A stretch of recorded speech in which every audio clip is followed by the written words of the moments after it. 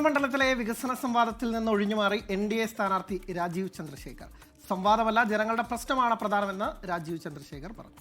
പിന്മാറ്റം മര്യാദക്കേടെന്നാണ് V ശിവൻകുട്ടിയുടെ പ്രതികരണം. അതേസമയം രണ്ടുപേരുമായി സംവാദത്തിന് തയ്യാറെന്ന് UDF സ്ഥാനാർത്ഥി ശബരിനാഥൻ പറഞ്ഞു.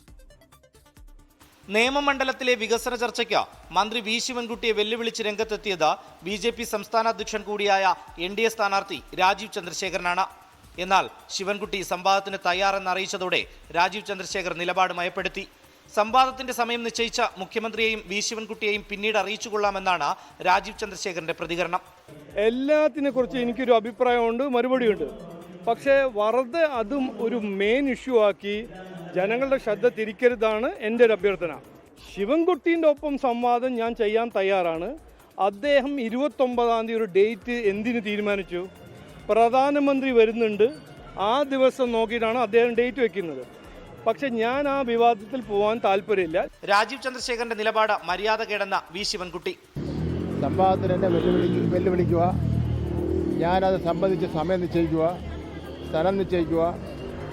അതിനുശേഷം അദ്ദേഹത്തിന് അസൗകര്യമുണ്ടെന്ന് പറഞ്ഞപ്പോൾ വേറൊരു സ്ഥലം നിശ്ചയിക്കാൻ അദ്ദേഹത്തിന് അധികാരം കൊടുക്കുക.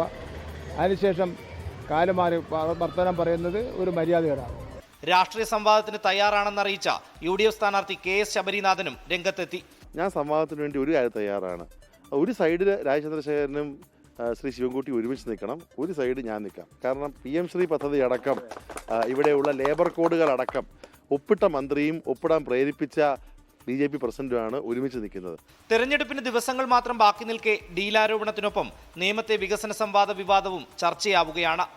റിനു ശ്രീധർ, 24, തിരുവനന്തപുരം.